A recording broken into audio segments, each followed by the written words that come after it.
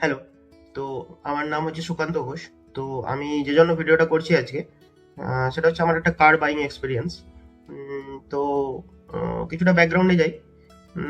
যে আমি ফার্স্টে আমার একটা গাড়ি ছিল, সেটা হচ্ছে অল্টো 800, যেটা আমি মারুতি ট্রু ভ্যালু থেকে নিয়েছিলাম 2023 সালের ফেব্রুয়ারি মাসে, এবং 2025-এর নভেম্বরে সেটা বেচে দিই।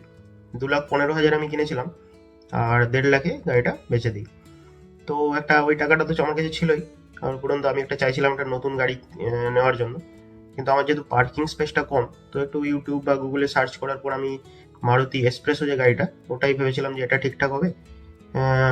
এবার আমি ডিসাইড করেছিলাম যে ওর ব্ল্যাক কালারটা কিনবো। ওটা ব্লুইস ব্ল্যাক বলে একটা কালার আছে, তো ওটার জন্য আমি বুকিং করেছিলাম। ওটা করেছিলাম হচ্ছে 30 নভেম্বর, ভান্ডারি শোরুম থেকে, ভান্ডারি অটোমোবাইলস। তো ওখান থেকে আমি ওটা বুকিং করি 11,000 পেমেন্ট করে। তারপর যথারীতি আমি লোনের জন্য অ্যাপ্লাই করি।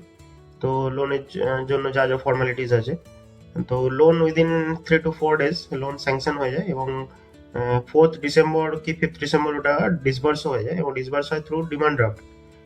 ডিডি রেডি হয়ে যায় আমার কাছে। কিন্তু সমস্যা হয় কি, ডিলার বলে যে গাড়ি অ্যাভেলেবেল নেই। ইনফ্যাক্ট ডিলার ক্লিয়ার কাট কিছু বলতে পারে না। কখনো বলে যে ওই কালারটা অ্যাভেলেবেল নেই, কখনো বলে ওই মডেলটা অ্যাভেলেবেল নেই, কখনো বলে অ্যাভেলেবেল আছে বাট ইন ট্রানজিট আছে, কখনো বলে ডিসেম্বর যেহেতু চলছে তো কোম্পানি ম্যানুফ্যাকচারিং বন্ধ করে দেয়, তো এখন কোনোভাবেই হবে না, এটা অনেক দেরি লাগবে। আমি কেন জলদি লোন করে ফেলেছি, লোনটা আমার একটু দেরি করতে হতো, এসব অনেক কিছু বলে। তো যদিও বুকিংয়ের সময় বলেছিল যে উইদিন এ মান্থ ডেলিভারি হয়ে যাবে, মানে ডিসেম্বরের মধ্যেই পাবো, সেটা অনেকটা চেঞ্জ হয়ে যায় কথাবার্তা। উম, তো আমি সত্যি কথা বলতে আমি মানে কি প্ল্যান করব প্রথমে বুঝতে পারিনি। তারপর ভাবলাম যে যেহেতু লোন তো হয়ে গেছে ডিসবার্স, কি করা যায়, তো মেল করি মারুতির যে একদম মানে যে মেল আইডি আছে, ওখানে মেল করি এবং টুইট করি। তো মেল টুইটের পর কিছুটা জিনিসটা আহ, আমার কাছে কল আসে, কাস্টমার কেয়ার থেকে কল আসে, এবং আমাকে বলে যে স্যার, আপনি লোনটা কেন করেছিলেন এত জলদি? তো যখন করেই ফেলেছেন তো কোনোভাবে আমরা ম্যানেজ করে দেবো। ওই কালারটা হয়তো অ্যাভেলেবেল হবে না, অন্য কোনো কালার আছে, সিলভার বা গ্রে। তাই বললাম ঠিক আছে, কালারও প্রবলেম নেই। বললো ওই মডেলটাও হয়তো হবে না, ভিএক্সআই। অ্যাকচুয়ালি মারুতি এক্সপ্রেসোতে 4টে মডেল হয়, স্ট্যান্ডার্ড, এলএক্সআই, ভিএক্সআই আর ভিএক্সআই প্লাস। স্ট্যান্ডার্ডটা হচ্ছে বেস, আর ভিএক্সআই প্লাসটা হচ্ছে টপ। তো আমি বুক করেছিলাম ভিএক্সআই, মানে সেকেন্ড টপ ভেরিয়েন্ট। কিন্তু ওরা বলে যে ওটা হবে না, ভিএক্সআই প্লাস মানে যেটা টপ সেটা নিতে হবে। বললো ঠিক আছে, সেটাই হবে, কোনো অসুবিধা নেই। তো ভিএক্সআই প্লাস প্রথমে বলে গ্রে অ্যাভেলেবেল আছে। ঠিক আছে, তাই হবে। কিন্তু তারপর এটা এক সপ্তাহ চলে যায় এইভাবেই, এটা হবে সেটা হবে। আমিও মেল করতে থাকি, টুইটও করতে থাকি। তো প্রায় 7খানা মেল আর 3-4খানা টুইট। তারপর কিছুটা জিনিসটা মোটামুটি 12 তারিখ থেকে মেল আর টুইটের খেলা শুরু হয়েছে। ওটা চলেছে 24 তারিখ অবধি, প্রায় 10-12 দিন। 24 তারিখ ওরা বলে ফাইনালি একটা গাড়ি অ্যাভেলেবেল আছে, এবং সেটা খড়গপুরে অ্যাভেলেবেল আছে, এবং খড়গপুরে মানে ইনফ্যাক্ট পুরো অল ওভার ওয়েস্ট বেঙ্গলে নাকি একটাই গাড়ি অ্যাভেলেবেল আছে, এবং সেটা হচ্ছে ভিএক্সআই প্লাস সিলভার কালার। তো আমি বললাম ঠিক আছে, তাই নেবো। ঠিক আছে, যেহেতু ভিএক্সআই বুকিং করেছিলাম, ভিএক্সআই প্লাস 50,000 বেশি হবে, অসুবিধা নেই, তাই নেবো। তারপর ওটা আমি 25 তারিখ পিডিআই করি, মানে 25শে ডিসেম্বরের কথা বলছি। PDI means pre delivery inspection. তো ওটা পিডিআই করি, গাড়ি এসে মোটামুটি ঠিক লাগে। তার আগে আমাকে ভিআইএন নম্বর দিয়েছিল। আমি বলছি যে ভিআইএন নম্বর এগুলো কেন, কি চেক করা, কি ব্যাপার, সেটা জানাবো অবশ্যই। তো তারপর পিডিআই করার পর 1 জানুয়ারি 2026 ওটা আমি ডেলিভারি পাই, এবং ফাইনালি ডেলিভারি আমার হয়। টোটাল অন রোড পড়ে 4 lakhs সামথিং 88,000, 4,88,000, এটা সমস্ত কিছু মিলিয়ে 4,88,000 পড়ে, including BH registration, insurance and accessories. এগুলো সব মিলিয়ে 4,88,000 টাকাতে এসপ্রেসো ভিএক্সআই প্লাস সিলভার, তো সমস্ত কিছু পাই আমি 1 জানুয়ারি 2026। এবার আমি যে জন্য কেন ভিডিওটা করছি যে বেসিক যে জিনিসগুলো, মানে অ্যাজ এ কমন ম্যান আমরা যখন গাড়ি কিনতে যাই, তো কি জিনিসগুলো আমাদের বেসিক আইডিয়া থাকা দরকার, এবং ডিলারের সাথে কিভাবে কনভারসেশনটা এগিয়ে নিয়ে গেলে জিনিসটা যে আমরা যে কিনছি কতটা ট্রান্সপারেন্টলি আমরা জিনিসটা কিনতে পারবো, মানে গাড়ির কথা বলছি অবশ্যই। তো এখানে তো আমি প্রথমেই হ্যাটস অফ জানাতে চাইছি চ্যাট জিপিটির আমি একদম পুরো বুকিং থেকে শুরু করে ডেলিভারি অবধি পুরো গাইডেন্স আমি চ্যাট জিপিটির থ্রু দিয়ে পেয়েছি। আই উড সে প্রায় 80% গাইডেন্স আমি চ্যাট জিপিটি থেকেই নিয়েছি, যে কি করা ভালো হবে, কিভাবে অ্যাপ্রোচ করতে হবে, কিভাবে মেল ড্রাফট করতে হবে, এভরিথিং। মানে পিডিআই এর আগে কি কি চেক করতে হবে, ইনক্লুডিং চেক লিস্ট থেকে শুরু করে বিএইচ রেজিস্ট্রেশনে কত টাকা লাগতে পারে, ডিলার যেটা কোট করছে সেটা বেশি না অ্যাকচুয়ালি কম টাকা লাগে, ইন্স্যুরেন্স যেটা অনলাইনে কেনা ভালো নাকি ডিলারের কাছে কেনা ভালো, আর ডিলার যদি বেশি বলে সেটা অনলাইনের যে পোর্টাল থেকে দেখিয়ে কিভাবে সেটা কম করা যেতে পারে। তারপর এটা কিছু বলছে, তারপর এক্সটেন্ডেড ওয়ারেন্টি, যেগুলো কোনগুলো ম্যান্ডেটরি নয়, ডিলার প্রথমে বলবে যে সবই ম্যান্ডেটরি, এক্সটেন্ডেড ওয়ারেন্টিও নিতে হবে, এটাও নিতে হবে, ওটাও নিতে হবে, এগুলো না নিলে হবে না। বাট অ্যাকচুয়ালি কোনোটাই, অনেক কিছুই ম্যান্ডেটরি হয় না, যেগুলো জোর করে চাপানো হয়। তো চ্যাট জিপিটির থ্রু দিয়ে অনেকটাই স্মুথলি হয়েছে আমি বলবো। তো আমি এক এক করে আসি। গাড়ি কিনতে যাওয়ার আগে একটা তো থাকে এক্স শোরুম, যেটা আমরা সবাই জানি যে এক্স শোরুম হচ্ছে মানে রেজিস্ট্রেশন ইন্স্যুরেন্স এসব বাদে শুধুমাত্র গাড়িটার প্রাইস। ইনফ্যাক্ট এক্স শোরুমেও কিন্তু ওটা যে প্রাইসটা হয় ওটা ইনক্লুডিং জিএসটি হয়। তো এক্স শোরুমে একটা উইদাউট জিএসটি একটা প্রাইস থাকে, আর উইথ জিএসটি একটা প্রাইস।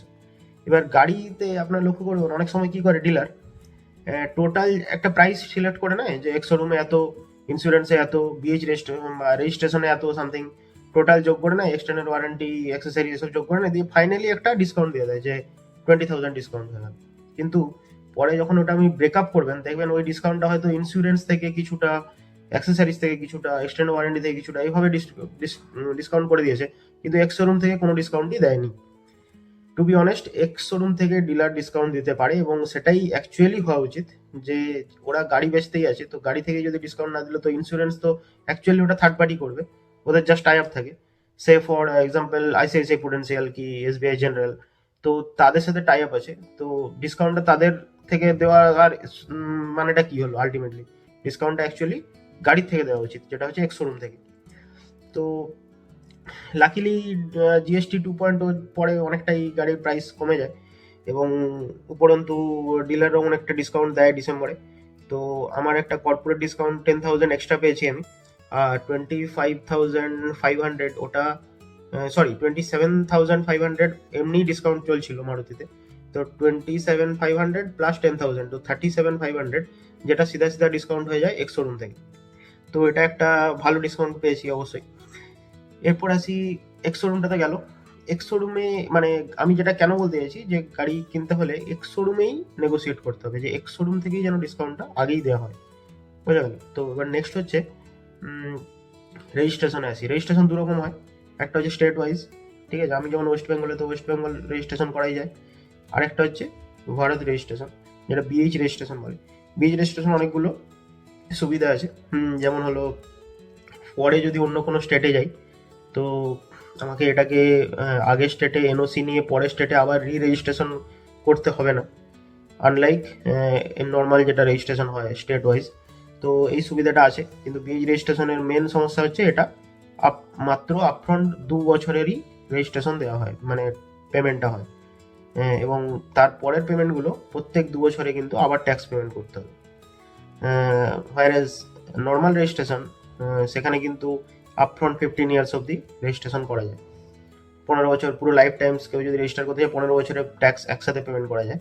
কিন্তু বিএইচে কিন্তু প্রত্যেক 2 বছরে ওটা ট্যাক্সটাকে আলাদা করে পেমেন্ট করতে হয়, কিন্তু একটাই সুবিধা যে আপনার প্রথমে টাকাটা কম লাগে। তো বিএইচ রেজিস্ট্রেশনে আমার 8,500 টাকা লেগেছিল। ইনফ্যাক্ট সেটারও আমি ব্রেকআপ সমস্ত কিছু আমি বাহন পোর্টালে সমস্ত কিছু পেয়েছি, আমার অ্যাকচুয়ালি লেগেছে 7,863 সামথিং।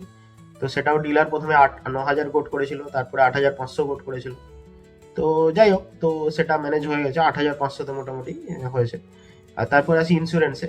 ইন্স্যুরেন্স প্রথমে ডিলার কোড করেছিল 19,800। তো আমি পলিসি বাজার পোর্টালে গিয়ে নতুন ভিএক্সআই প্লাস এক্সপ্রেসোর পলিসি সার্চ করি, এবং ইনক্লুডিং সমস্ত কিছু রাইডার, মানে রাইডার মিনস অ্যাড অন, যেগুলো অ্যাড অন থাকে, যেমন জিরো ডেপথ, তারপর আপনার ইঞ্জিন কভার, তারপর আপনার থাকে কনজিউমেবলস, তারপর থাকে ইনভয়েস প্রোটেক্ট। তো সামথিং 4-5খানা রাইডার থাকে বা অ্যাড অন থাকে, সেগুলো অ্যাড করে ইনক্লুডিং জিএসটি একটা যেটা ইনসিওর্ড ভ্যালু বা যেটাকে বলে আপনার আইডিভি। তো এই আইডিভিটা হচ্ছে 4,55,000, 4,55,000 মানে এসপ্রেসো ভিএক্সআই প্লাসের ক্ষেত্রে 4,55,000 আইডিভিতে ওটা দাঁড়াচ্ছিল 16,305 টাকা, সরি 15,305 টাকা। তো সেটা ডিলার প্রথমে 19,800 কোট করেছিল, সেখান থেকে কমতে কমতে 16,000-এ আসে। ওই ইন্স্যুরেন্সের যে নেগোসিয়েশনটা ওটা প্রায় 4 দিন চলেছিল। 4 দিন পর ওটা কমাতে কমাতে ওরা আলটিমেটলি 16,000 টাকায় করতে রাজি হয়। তো 16,000 ইন্স্যুরেন্সটা গেল। তো এটা আমি বলতে চাইছি যে ইন্স্যুরেন্স কিভাবে ডিলার যে কোট করে সেটাই কিন্তু ফাইনাল নয়, ওখানে প্রচুর ইনফ্লেটেড থাকে ওটা। ঠিক আছে, তো ওটা বেটার হচ্ছে অনলাইন পোর্টালে চেক করে নেওয়া, যে সামথিং পলিসি বাজার বা এইসব পোর্টালে, যেখানে অ্যাকচুয়াল একটা আইডিয়া পাওয়া যায় যে ন্যাশনাল ইন্স্যুরেন্স কততে কোট করছে, এই ইউনাইটেড কততে কোট করছে, বা আলাদা আদার কোনো জেনারেল ইন্স্যুরেন্স যে আছে তারা কত টাকাতে কোট করছে। সেটাতে যদি ডিলার ম্যাচ করতে পারে খুবই ভালো, যদি না ম্যাচ করতে পারে আমি বাইরেও কিনতে পারি, এটা কোনো অপশনাল, এটা কোনো ম্যান্ডেটরি নয় যে ডিলারের কাছেই আমাকে ইন্স্যুরেন্স নিতে হবে। ইনফ্যাক্ট চেষ্টা করতে হবে যে ডিলার যেন ওটা ম্যাচ করে দেয় এবং ডিলারের কাছেই যেন ইন্স্যুরেন্সটা নেওয়া যায়, তাহলে বেটার হয়। পরে ক্লেম পাওয়ার সময় একটু আই গেস সুবিধা হবে যদি ডিলারের কাছে ইন্স্যুরেন্সটা নেওয়া যায়। তো ইন্স্যুরেন্স যদি ম্যাচ না করে অ্যাটলিস্ট যদি 1,000 টাকাও বেশি করে বা ডিলারের কাছেই নেওয়া যেতে পারে। তো এটাই মেন কথা যে ইন্স্যুরেন্সটা ডিলারের কাছে নেওয়াটা ভালো, কিন্তু ডিলার যেন অনলাইন যে প্রাইসগুলো শো করছে সেটাকে অ্যাটলিস্ট ম্যাচ করে বা তার কাছাকাছি থাকে। এমন নয় যে সেখান থেকে 4-5 হাজার টাকা বাড়িয়ে বলে দিল। ঠিক আছে, তো এটা ইন্স্যুরেন্স পার্টটা গেল, রেজিস্ট্রেশন গেল। ঠিক আছে, এবার হচ্ছে এক্সটেন্ডেড ওয়ারেন্টি, সিসিপি, এসব ম্যান্ডেটরি নয়, আপনি চাইলে নিতে পারেন 3 বছর ও সামথিং 1,60,000 কিলোমিটার এরকম কিছু, যেটা বাই ডিফল্ট পাওয়া যায়। তো এক্সটেন্ডেড ওয়ারেন্টি মানে 3 বছরের পরে, এবং সেটা কিন্তু এক্সটেন্ড ওয়ারেন্টিটা আপনি পরেও কিনতে পারেন, এরকম নয় যে আমাকে গাড়ির এখন কিনছি মানে এখনই এক্সটেন্ডেড ওয়ারেন্টি কিনতে হবে। 3 বছর তো আমার এমনিই ওয়ারেন্টি আছে। তো আমি সে 2 বছর গাড়ি চালানোর পর তারপর আমার মনে হলো যে এক্সটেন্ড ওয়ারেন্টি লাগবে, তখন আমি কিনতে পারি। তো এক্সটেন্ড ওয়ারেন্টিটাও ম্যান্ডেটরি নয়, ওটাও আমি কাটিয়ে দিয়েছিলাম। তারপর হচ্ছে অ্যাক্সেসরিজ। কিছু অ্যাক্সেসরিজ ওরা কমপ্লিমেন্টারি দেয়, কিন্তু আমার ক্ষেত্রে দেয়নি সত্যি কথা বলতে। কিছু যেহেতু ডিসকাউন্টটা অনেকটাই বেশি ছিল, ওরা বলেছিল স্যার কমপ্লিমেন্টারি হবে না, তবে 15% ডিসকাউন্ট দিয়েছিল প্রত্যেকটা অ্যাক্সেসরিজ, এবং সেটা ঠিকঠাক, খুব একটা খারাপ নয়। মোটামুটি 22,000 টাকার কাছাকাছি পড়ে সমস্ত অ্যাক্সেসরিজ যেগুলো লাগবে আর কি। আমি ক্যামেরা লাগাইনি, মানে রিভার্স ক্যামেরা, ওটা বাদে বাকি যা যা মোটামুটি ছিল একটা প্যাকেজ টাইপের পেয়েছিলাম, এইসব প্যাকেজ মিলে মোটামুটি 22,000 টাকা পড়ে। তো আমি চ্যাট জিপিটি নিয়ে যেটা বলছিলাম, যে চ্যাট জিপিটি কিন্তু আমি পদে পদে হেল্প পেয়েছি, মানে প্রত্যেকটা স্টেপে। যে বিএইচ রেজিস্ট্রেশনে যেমন আমার আইডিয়া ছিল না যে বিএইচ রেজিস্ট্রেশনের ট্যাক্সটা কীভাবে ক্যালকুলেট হয়। অ্যাকচুয়ালি ট্যাক্সটা হচ্ছে সামথিং স্ল্যাব আছে, 8% স্ল্যাব আছে। 10 লাখসের নিচে যদি কোনো গাড়ি হয় তাহলে 8% ট্যাক্স লাগে, এবং সেটা কিন্তু 15 ইয়ার্সে কত ডিভাইড হবে, সে সামথিং আপনার যদি 40,000 টাকা ট্যাক্স হয়, সেটা 15 বছরে ডিভাইড করলে প্রত্যেক বছর যা হচ্ছে সেটাকে আবার 2 দিয়ে গুণ করলে মানে 2 বছরে যত টাকা হবে সেটা হচ্ছে আপনার ট্যাক্স হবে প্রথমে। এবং তার সাথে কিছু চার্জ থাকে, হাইপোথিকেশন চার্জ, আরটিওর কিছু সার্ভিস চার্জ থাকে। ঠিক আছে, তো যেটা প্রথমে কিন্তু আপনি যদি না জানেন, ডিলার কিন্তু অনেক বেশি কোট করতে পারে। ইনফ্যাক্ট সবার ফার্স্ট যে আমার 30শে নভেম্বর যখন আমি ভিএক্সআই বুক করেছিলাম, তখন বিএইচ রেজিস্ট্রেশনটা কোট করেছিল 12,000 টাকা, আর সেটা কমতে কমতে 8,500-তে চলে এসছে। তো ওরা অনেকটাই বেশি কোট করে। এক্সটেন্ডেড ওয়ারেন্টি ওরা প্রথমে বলেছিল নিতেই হবে, যেটা প্রথম ফার্স্ট কোটেশন ছিল ওদের 17,000, সেটা পুরোপুরি জিরো করা হয়েছে, নেইনি। ঠিক আছে, তারপর ইন্স্যুরেন্স বললাম 19,800 কোট করেছিল, 16,000 এসছে। তো এভরিথিং ইজ পসিবল, আমি যেটাই বলতে চাইছি যে নেগোসিয়েশন যদি ঠিকঠাক করা যায় অবশ্যই পসিবল। ইনফ্যাক্ট মেবি এর থেকেও বেশি নেগোসিয়েট করা যেত, কিন্তু তার মধ্যে কোথাও যেন একটা মানে সিলভার লাইনিং আছে। এমন নয় যে এমনও বেশি কোট নেগোসিয়েট করে দিলেন, ডিলার বললো নিতেই হবে না আপনাকে, ছেড়ে দিন, তো সেটাও করা উচিত নয়। যাই হোক, তো আপনাকে মাঝে মাঝে থাকতে হবে। যেটাই আমি চ্যাট জিপিটির হেল্পটা খুবই পেয়েছি, মানে রেজিস্ট্রেশনে, ইন্স্যুরেন্সে। ইনফ্যাক্ট প্রত্যেকটা যে ডকুমেন্ট আমি পেয়েছি সেগুলো চ্যাট জিপিটি দিয়ে ভেরিফাইও করিয়েছি, মানে কোথাও কোনো হিডেন ফিজ আছে কিনা। সেই ইন্স্যুরেন্স ডকুমেন্টটা যখন আসে ওটাই আমি চ্যাট জিপিটিতে আপলোড করে দেখেছি যে কোথাও কোনো হিডেন ফিজ আছে কিনা, এটা লেজিট কিনা। তারপর ভিআইএন নাম্বার, পিডিআই মানে প্রি ডেলিভারি ইন্সপেকশনে কি কি চেক করতে হয় সেটা চ্যাট জিপিটি থেকে জেনেছি। তার আগে ভিআইএন নম্বর ম্যাচ করতে হয় সেটা জেনেছি। ঠিক আছে, তো আমি পিডিআই যে করতে যাব তার আগে ভিআইএন নম্বর জানতে হয়। একটা ভেহিকেল আইডেন্টিফিকেশন নম্বর হয় ভিআইএন, যেটা চেসিস নম্বরও বলে। তো ওই ভিআইএন নম্বরটা থেকে অনেক কিছু জানা যায়, যে গাড়িটার ম্যানুফ্যাকচারিং মান্থ কবে, ইয়ার কবে। ঠিক আছে, তারপর পিডিআই এর সময় কি কি চেক করতে হয় সেগুলো চ্যাট জিপিটি থেকে জেনেছি। যেমন টায়ার ম্যানুফ্যাকচারিং যে মান্থ ইয়ার সেগুলো চেক করতে হয়। ঠিক আছে, আরো অনেক কিছু আছে ছোট ছোট জিনিস যেগুলো পিডিআই তে করতে হয়। মোটামুটি যতটুকু পেরেছি পিডিআই করেছি। পেন্টটা চেক করতে হয় গাড়ির। তারপর আপনার সমস্ত কিছু ইলেকট্রিক্যাল ফাংশন করছে কিনা, এসি ফাংশন হচ্ছে কিনা, মিউজিক সিস্টেম কাজ করছে কিনা, এগুলো চেক করতে হয়। ঠিক আছে, তো সেগুলো মোটামুটি চেক করেছি। কোনো ফিট অ্যান্ড ফিনিশে কোনো প্রবলেম আছে কিনা, প্যানেল গ্যাপ আছে কিনা, সেগুলো চেক করতে হয়। তো চ্যাট জিপিটির হেল্প পুরোপুরি পেয়েছি। তো এটাই বলার ছিল। আহ, উম, ঠিক আছে, থ্যাংক ইউ। পরে কোনো নেক্সট ভিডিওতে দেখা হবে। Thank you.